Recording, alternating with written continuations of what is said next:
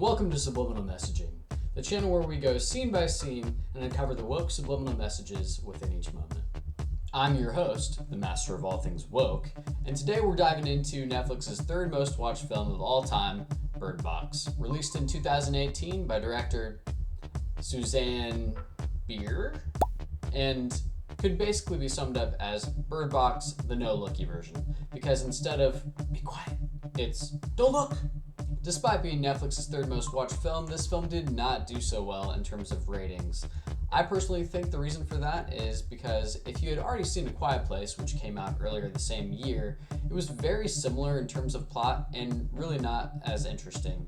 I also found the characters to be a little hard to relate to and just a little unbelievably political and annoying and extreme and over the top in every way. In addition, as I was looking up the movie poster for the original Bird Box, I discovered that there is a second Bird Box Barcelona, and it bombed. But with no further ado, let's jump into our top 3 themes for this film. Okay, and first up we got men bad, women and LGBT people good. This is one of Netflix's favorite themes, and in this film you'll see how they constantly use male and female characters to show how men are very selfish and women are very selfless and generous and etc. all the good things. Next up we've got white people bad, people of color good, another common Netflix theme which primarily focuses on a white person being racist or showing how a person of color is either intellectually or morally superior in some way. Finally, we've got Men Weak, Women Strong, which is a new theme for our Subliminal Messaging series, but a very popular one amongst Netflix films. This one, again, will compare a man and a woman and show you how men are actually cowardly and weak, and women are bold and tough and assertive. So these are our top 3 themes appearing in Bird Box, but only one of them will reign supreme. Which one of these themes do you think appears the most in Bird Box? Comment your guesses below and let's find out. Well, buckle up everybody, because it's time to sip on a little subliminade. Let's dive into the whirlwind of wokeness that is Bird Box.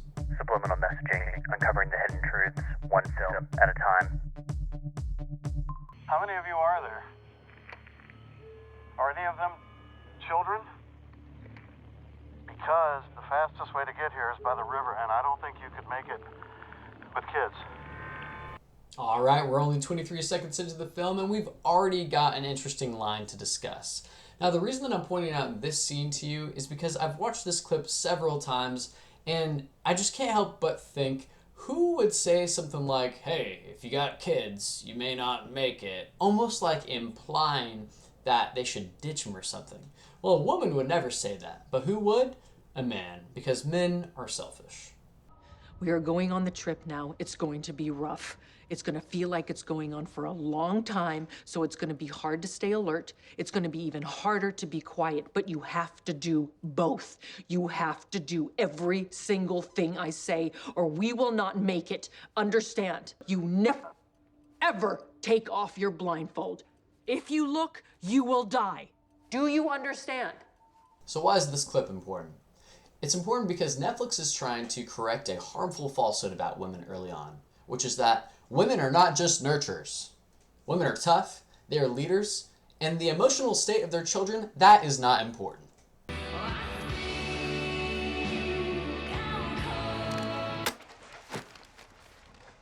Asshole. I was listening to that. Yeah, so were the people down the street.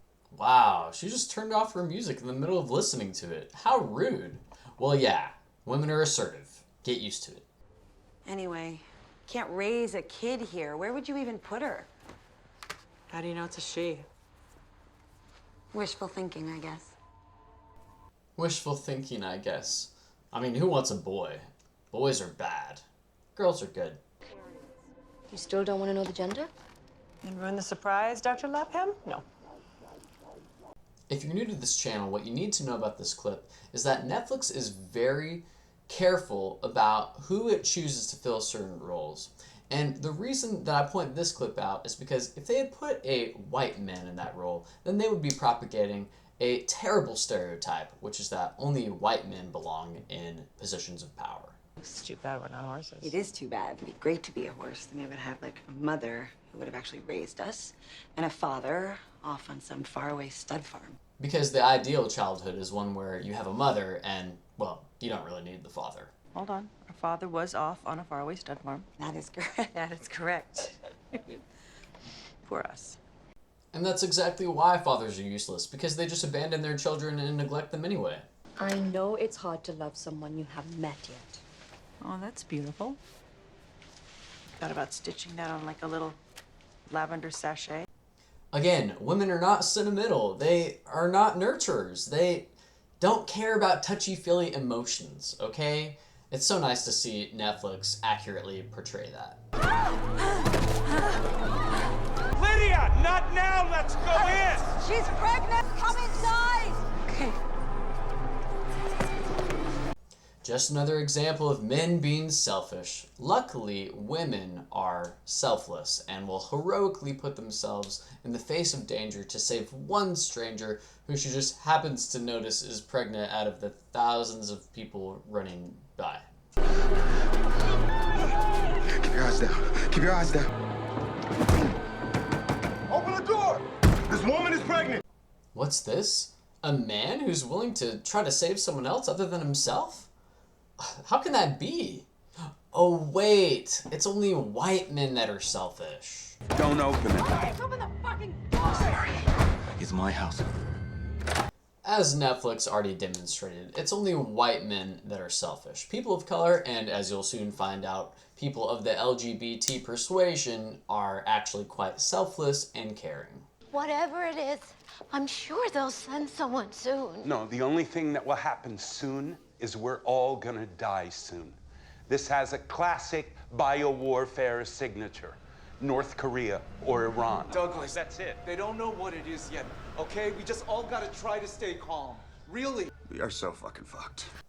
Ugh, straight white men are so terrible in life or death situations. Oh, thank you, Jesus. Andy, Bailey, can you hear me? Dad, what's that thing outside? Bailey? Bailey, Bailey? Bailey, Bailey! If you go outside, you'll die. My children are out there. You won't make it to your children. And look at that, it's the second time we've seen in this film where a man has said, whoa, whoa, whoa, don't try to save your children, you'll die. Because men are selfish and children are just a burden to them. What the shit is happening? It's the end game, man. I'm sorry, what? They go by different names, right?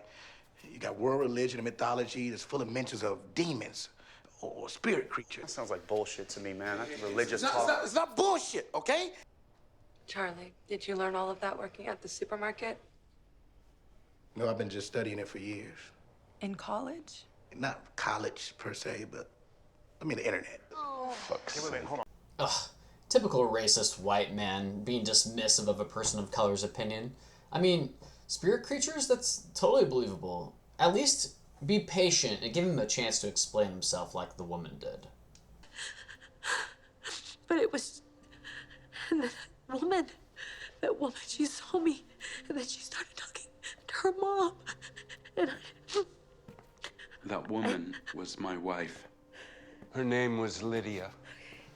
And she wasn't talking to her mother. Her mother's been dead 10 years. Look, white man, I know your wife just died and all, but you have no right to dismiss the totally reasonable observations of a woman. My husband works in trusts and estates. What kind of law do you practice? Bankruptcy. When he's not suing his neighbors. Old white dude, loves to sue neighbors, bankruptcy law, that tracks. Hey, Tom. We can't let anyone in. Okay, just calm down. Just more white people being selfish again. Luckily, there's a man of color there to save the day. I need help, please. Don't open the goddamn I'm gonna open the door. Fuck. Okay, 1 second. I'm gonna open. Hey.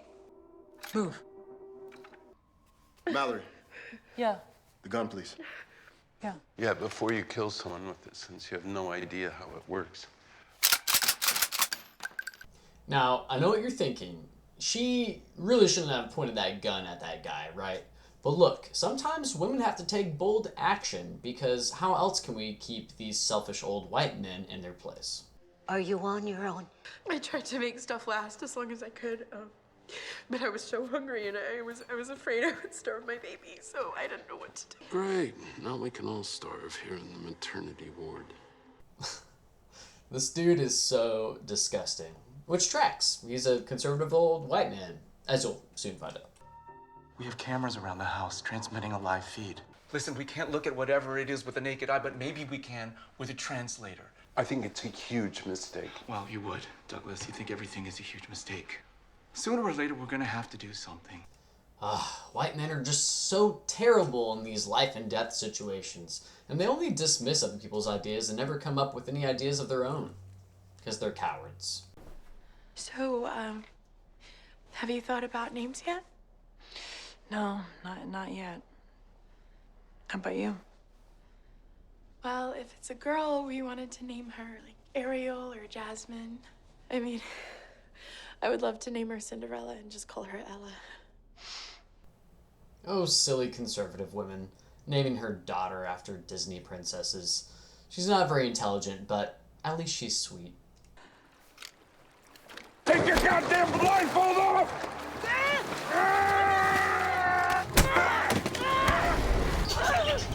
Take your blindfold off!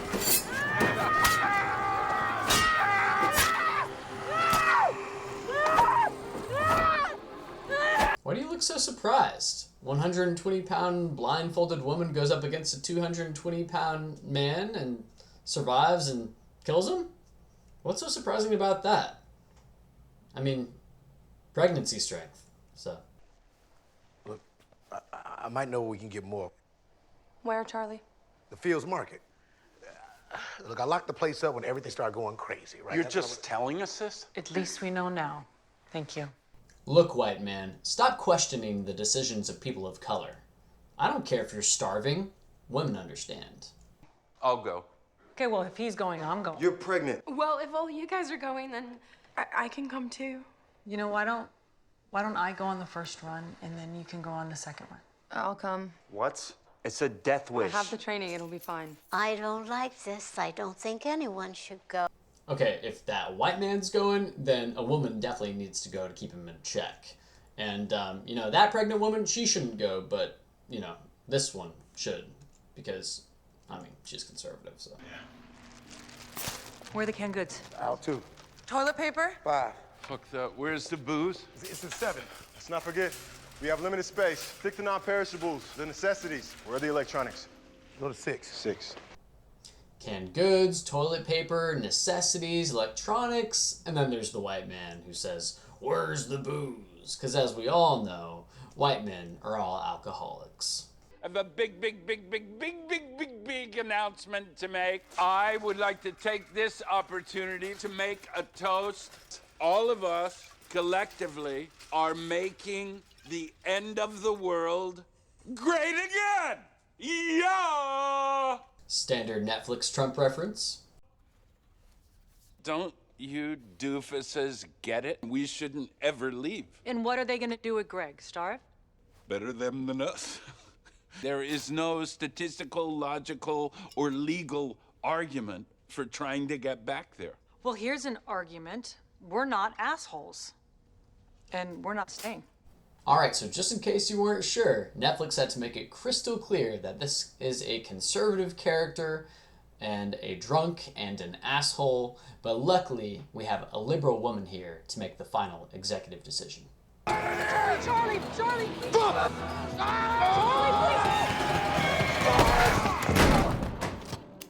at Charlie. It's beautiful.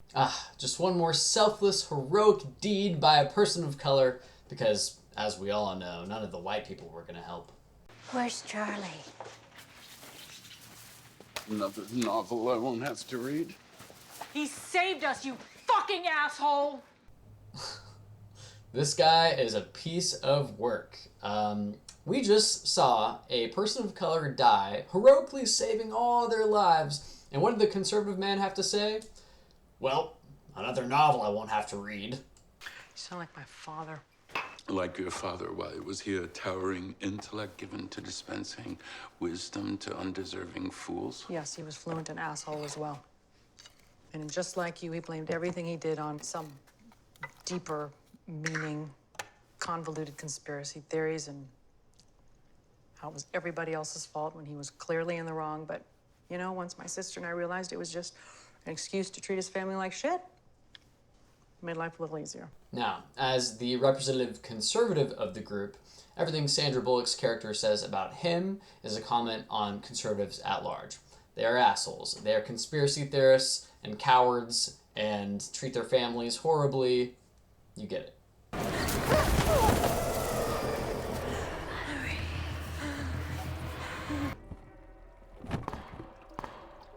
Something is wrong with Malorie.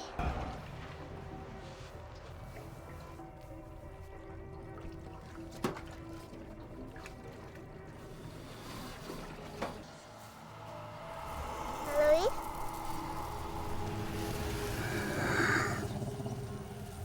Malorie? Oh, she's so brave and cute. Now, of course, the boy would never have the courage to do something like that, so he had to stay in the boat.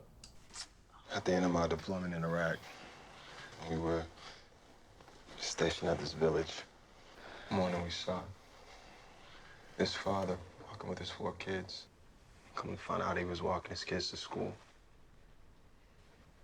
In the middle of all that shit, all that chaos, he was walking his kids to school.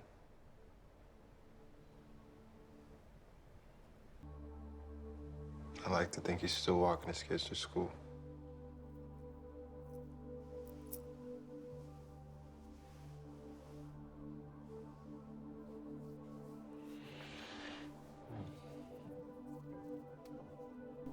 Isn't it so refreshing to see Netflix accurately portray how emotional men are? It's just one more harmful stereotype that Netflix needs to correct.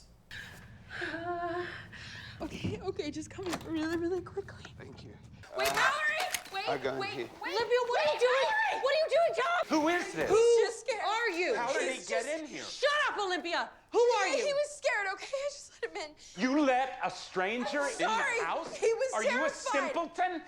God, okay. Okay, please. My name is Gary. Gosh darn it, these conservative women are so stupid. Just because we let other people in doesn't mean that you can let someone in. You're a conservative woman. We need a liberal to handle this situation. Wait.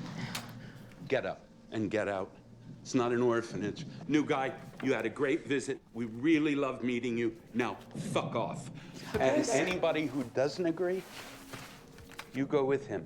Out now. But Douglas, that is murder. Of course, the conservative man has no compassion, no morals, is totally fine with possibly having to kill somebody for trying to come inside the house. It's not like he ever had a gun pointed at him by a liberal or a woman or anything. Get up and get...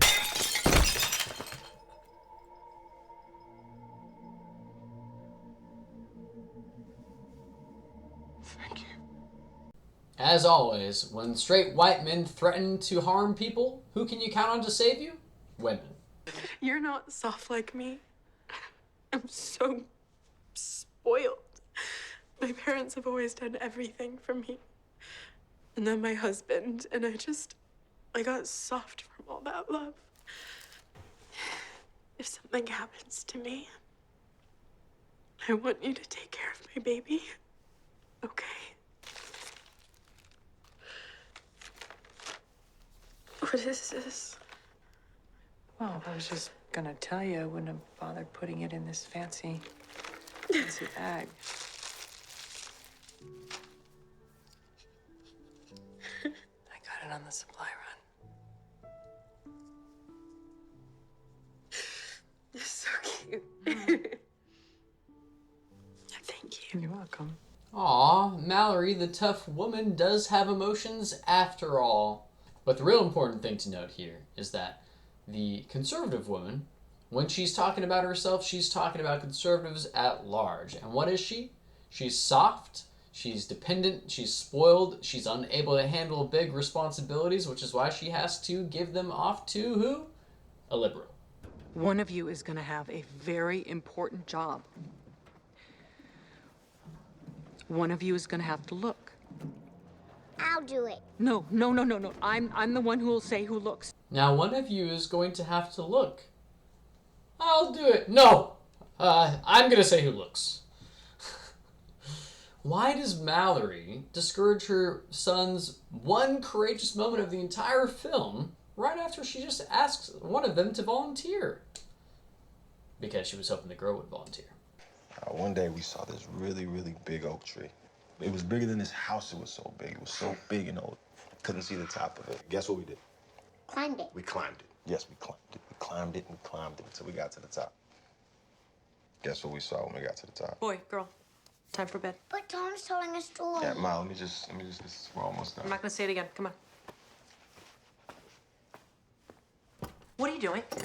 What are you doing? Now they think they're gonna go outside and climb trees with all these new kids and see butterflies and flowers It's a and story, bullshit. Malorie. It's not a story, it's a lie.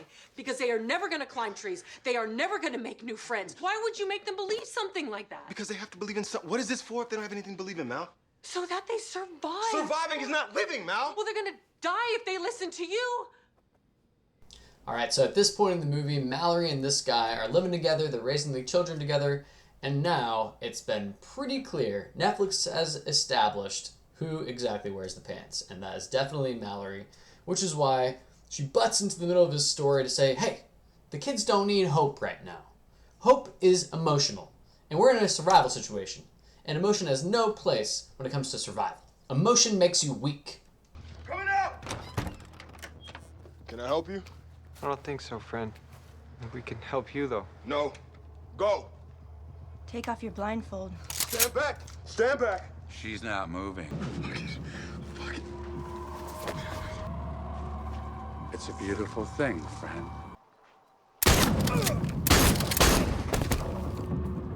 Okay, so at this point in the movie, it's pretty clear to the audience that taking off your blindfold is a huge risk because it allows the monster to infect you through sight, which is why Tom taking off his blindfold was a selfless, heroic act. And of course, the hero in this scene is a person of color, obviously, and all the criminals and evil people are white, and probably conservative, as they should be. Where's girl? Where's girl? Where's girl? Where's girl? Where's girl? Girl! Girl! Girl! Where's girl? She's scared of you. What? She's scared of you.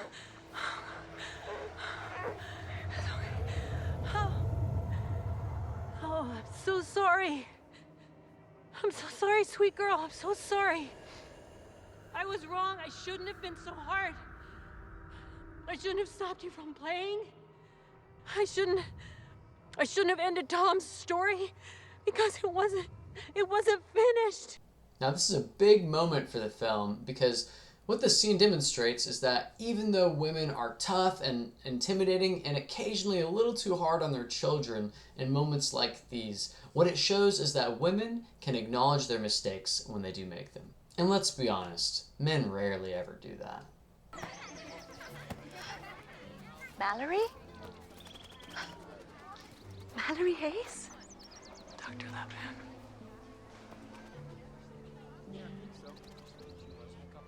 And they've come to the end of the journey. And who survived? Well, the main female characters, of course. It's too bad about the men. They just couldn't cut it. What are your names? Girl. Boy.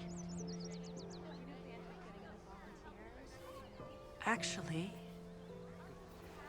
your name is Olivia. Yeah. Named after the sweetest girl I ever met. And your name is Tom. Tom.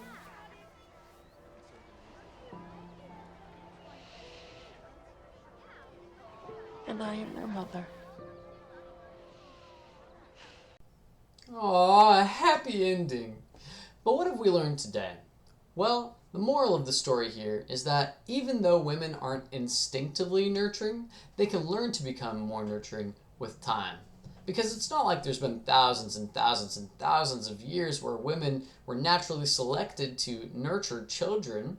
No, that's a right-wing conspiracy designed only to hold women back. And now it's time to unveil which of our 3 themes came out on top. In third place, we've got white people bad, people of color good, and 11 instances of that. In second place, we've got men weak and women strong and 13 moments of that, which means coming in on top in first place is men bad, women and LGBT people good, and 19 instances of that. So, let me know if you guessed that correctly, you enlightened cinemaphiles, you. And this round of applause is just for you.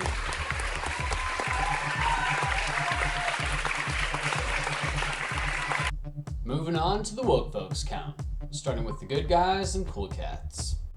Taking a look at our main characters, you can see that there are 0 straight white males. Well done, Netflix, you've done it again. Furthermore, there are 3 women, 4 people of color, 1 person of the LGBT community, and this film actually scores extra points for featuring an interracial relationship between our 2 main characters, Malorie and Tom. Good job, Netflix.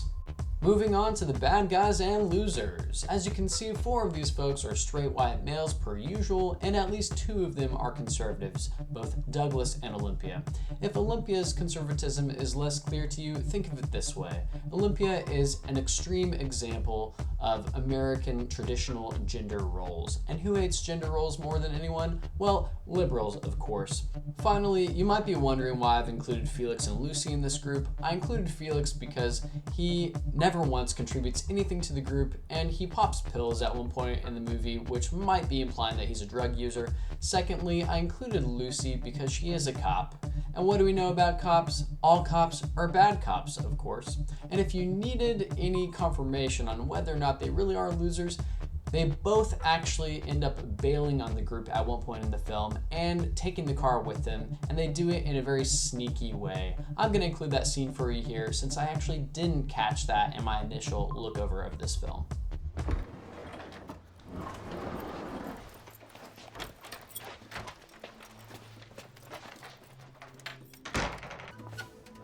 Where's the goddamn car? You guys, where are Lucy and Felix?